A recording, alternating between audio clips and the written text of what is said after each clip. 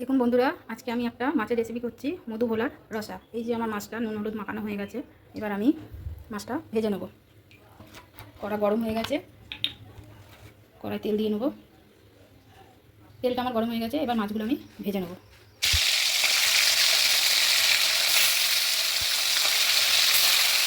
দেখুন বন্ধুরা, মাছটা আমার ভালো করে ভাজা হয়ে গেছে, লাল লাল করে। এবার আমি মাছটা উঠিয়ে নেব। দেখুন বন্ধুরা, মাছগুলো আমার সব ভাজা হয়ে গেছে। এবার আমি এই তেলের মধ্যেই, মাছ ভাজা তেলের মধ্যে দিয়ে দেবো একটু কালো জিরে ফোড়নে।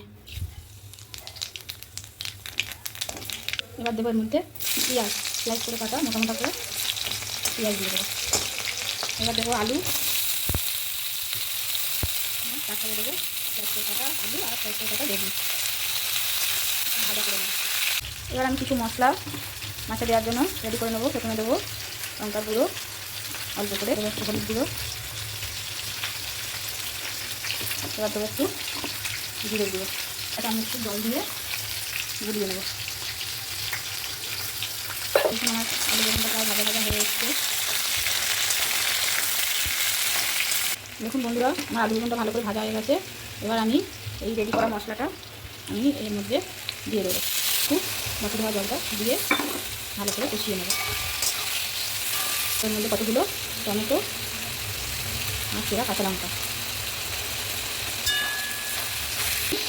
এবার একটু লবণ দিয়ে নেব,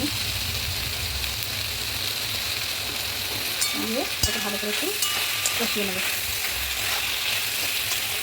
দেখুন বন্ধুরা, আমার বেগুন আলু সব কিছু ভালো করে মশলা দিয়ে কষানো হয়ে গেছে, তেলটা ছেড়ে দিয়েছে। এবার আমি একটু জল দিয়ে দেবো।